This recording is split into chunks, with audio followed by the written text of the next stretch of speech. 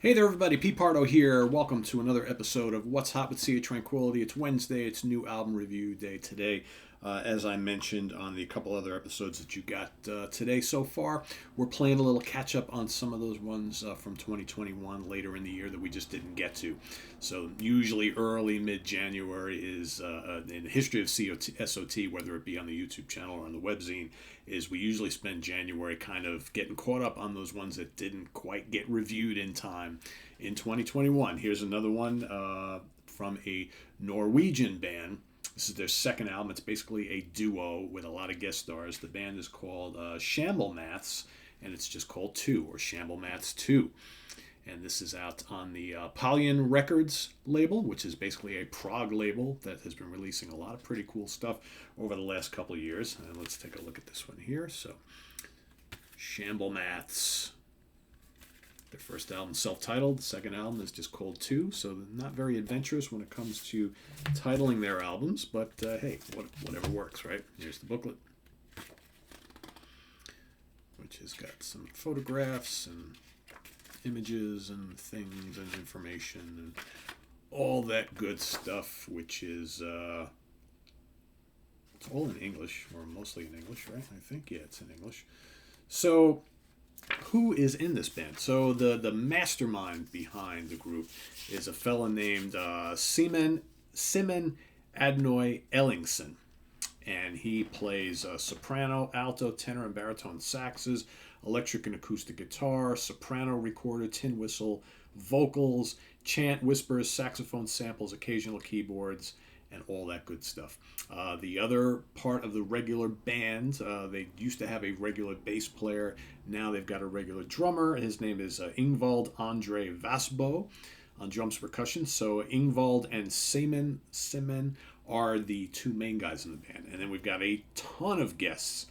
I'm not going to name them all because there's a whole bunch of them, but basically guest stars on bass and keyboards, female vocals, bassoon, double bass, guitars, and yeah, all sorts of stuff. And the regular album is basically made up of, I mean, technically it's 9 tracks, although track number 4 is a multi-part movement, I guess a 9-part movement, although on the track list, if you have the CD, it's actually four sections, but it's 9 movements in general, parts. So and the titles are in Norwegian. So you've got, Mangsigig and Knukkelkog are the first 2 tracks, and then track number 4 is D period S period C period H period, and then the big long epic piece, which is like 18 minutes and change, is called Latkvar Jorsik Shapnig Tea. Again, if we got some folks out there who are from Norway, speak Norwegian, maybe you can help us out with the translations on these. And then it's just parts 1 through 4, parts 5A and B, parts 6 through 8, and part 9, right? They're all, separated there. Then you got track number 8 official is Been and Gone. And then track number 9 is This River. So interesting how you got parts here that are in English and parts that are in Norwegian. As far as describing this music, good luck, Pardo. This is a prog album. It's a weird one.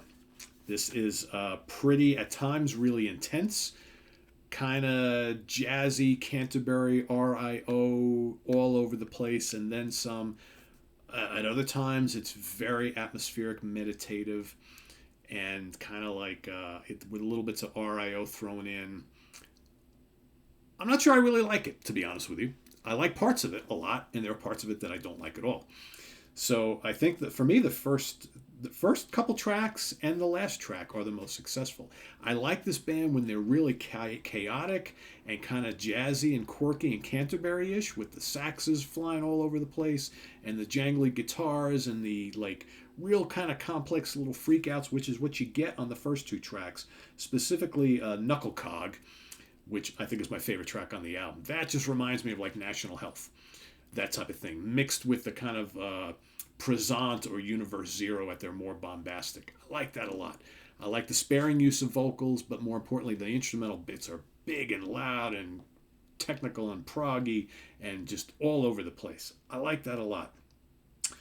DSCH kind of takes things back a little bit. That's okay. I gotta say, I'm not nuts about the female vocals on the album. I find them a little bit too laid back and too operatic, and it's just like, I don't know, it just doesn't really work for me. And I find the whole 18-minute long plus track, I don't really enjoy it. I find it really just kind of goes nowhere and meanders a little bit. It's kind of atmospheric. It's got some interesting moments. Again, it's brooding, kind of like I mentioned, Universe Zero and Present. Maybe even some of the mellower aspects of Magma. You guys know I don't really like Magma. So I don't know. This long piece doesn't really work for me. And then Been and Gone is kind of interesting, kind of tranquil, but it's really too short. And then I really like This River, which is the last track, which is 9 minutes long. And that kind of really, it's like a nice slow build, and it brings in all those kind of jazzy Canterbury-ish things, and it gets a little chaotic and more bombastic, and I like that. So for me, I think the album opens up really well. It ends really well. I'm not nuts about the middle. It's almost like that sandwich, right? That sandwich that you get that has amazing bread, and then like the condiment that's at the top and the bottom is really good, but all the stuff that's in the middle, the meat and the cheese and the vegetables, or maybe they're not that fresh, maybe they're just a little flat, or maybe they don't go together. I don't know. I really wanted to like this because it was very highly recommended to me, and I like a lot of the stuff that's on this label. I'm just finding that for me, there are parts of this album that I just don't seem to enjoy, and I really want to. I've given it a number of listens, and like I said, the parts of it that I like, I really like. The parts that I don't, which unfortunately make up a good bulk of the middle section, I find I just want to skip. And when you've got like an 18-minute long epic track in the middle of the album, and then a 6-minute one that precedes it, and then a 2-minute one that comes after it, and to me that's the weakest stuff on the album, that basically leaves you with 11 minutes at the beginning and 9 minutes at the end. So basically it's half the album I really like, half the album I don't really care for much. So, but you guys be the judge. Go out and give this a listen. Shamblemaths 2 on Apollon Records. Again, if you like cool, quirky prog, ethereal prog, Canterbury RIO, Norwegian prog, eclectic prog, whatever the hell you want to call it, give it a shot, because I think there's going to be a lot of people who watch some of the more prog related stuff here on the channel will really enjoy this band. I like parts of it. I think there's some work, there's some moments of genius on here. I don't love all of it. So if I'm going to rank this, rate it, I'm going to give this either 3 out of 5 or 3.5 out of 5. You know what it is? The stuff that I really like, I like a lot, so that is going to tip it over. I'm going to give it a 3.5 out of 5 for the parts that I really dig a lot. The rest, I'm not really that into. So, but you be the judge. And visit us on the web at www.seaoftranquility.org. We're on Facebook, we're on Twitter, of course, we're here on YouTube all the damn time. Thanks for watching. Tune in next week for more new album reviews. We've got stuff coming up. God, what do we have here? New stuff is just starting to trickle in. So next week is we'll continue with catching up on late 2021 stuff, because I do still have a few more left to get to, and then we'll move on into the brand new things for the brand new year, right? So thanks for watching. Stay tuned for more stuff here on the channel. I am Pete Pardo. See you real soon. Bye bye.